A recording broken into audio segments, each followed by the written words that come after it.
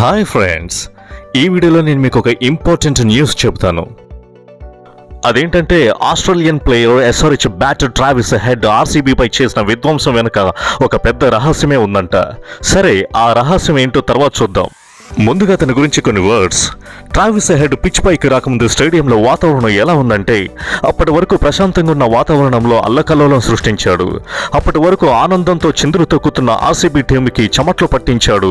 అతడు ఉన్నంతసేపు ఆర్సీబీ వాళ్ళు తల్ల పట్టుకున్నారు. ఇంతకీ తన స్కోరు చూస్తే 9 4లు 8 సిక్సర్లతో 39 బాల్స్తో సెంచరీ చేశాడు. ఇది ఐపీఎల్ చరిత్రలోనే 4వ ఫాస్టెస్ట్ సెంచరీ. గత దశాబ్ద కాలంలో ఇదే అత్యంత తుఫాను సెంచరీ. తను సెంచరీ చేశాక హెడ్ తన బ్యాట్ హ్యాండిల్కి హెల్మెట్ పెట్టి అందరికి చూపిస్తూ స్ట్రేంజ్గా సెలబ్రేషన్ చేశాడు. ఇలా ఇంతకు ముందు యూనివర్సల్ బాస్ క్రిస్ గేల్ చేశాడు.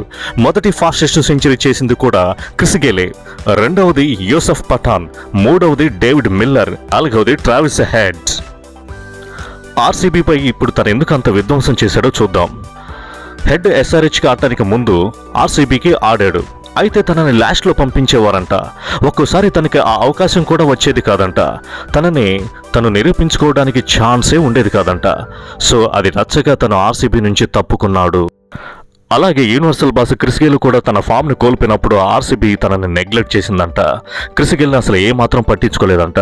ఇది కూడా ట్రావిస్ హెడ్కి అస్సలు నచ్చలేదంట. సో ఈ కారణాల వల్ల ట్రావిస్ హెడ్ ఆర్సీబీపై పెను విధ్వంసాన్ని సృష్టించాడంట.